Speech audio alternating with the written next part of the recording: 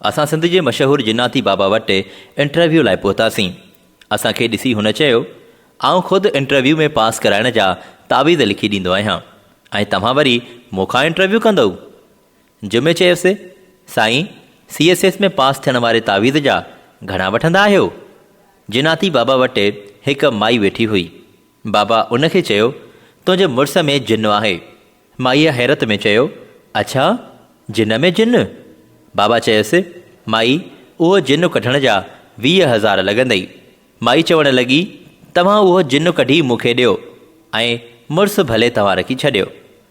जिन्नाती बाबा हिकु इंसानी खोपड़ीअ में निहारे कुझु पढ़णु लॻो। जुमे मुंहिंजे कन में चयो, मूंखे त इहा खोपड़ी यूनिवर्सिटी जी कंहिं शागिर्द जी थी लॻे, जेको हॉस्टल जी मानी खाई खाई अहिड़ो थी वियो आहे।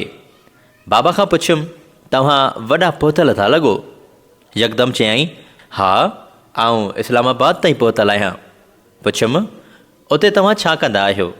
चयाईं, मुंहिंजे पुट जो उते तोते जो फ़ाल जो दुकानु आहे, जेको हू रुगो फ़ाल जी मौसम में हुननि खे फ़ाल कढी ॿुधाईंदो आहे त हुननि जो फ़ाल कॾहिं थींदो।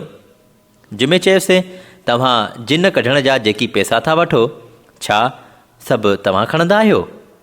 बाबा कावड़ में अची चयोसि, अधु जिन्न खे ॾींदो आहियां।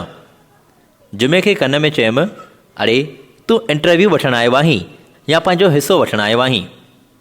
जिन्नाती बाबा शिकायत कंदे ॿुधायो, कुझु माण्हू जिन्न बि ओधर ते कढाए वञनि, चवंदा किस्तनि ते जिन्न कढी ॾियो।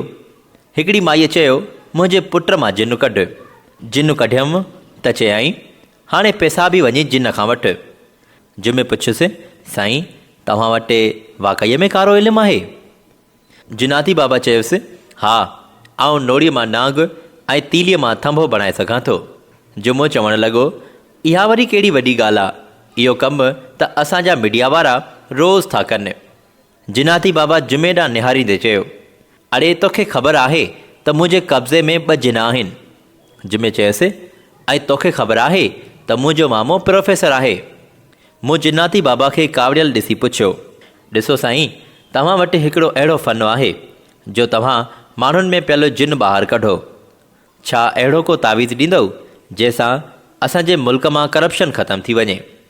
चयाईं, अदा माफ़ु कजो, जेकॾहिं जिन्न माण्हूअ में वञी पवे त निकिरी वेंदो, पर जेकॾहिं माण्हू वञी कंहिं जिन्न में पवे त उहो कढणु ॾाढो मुश्किल आहे।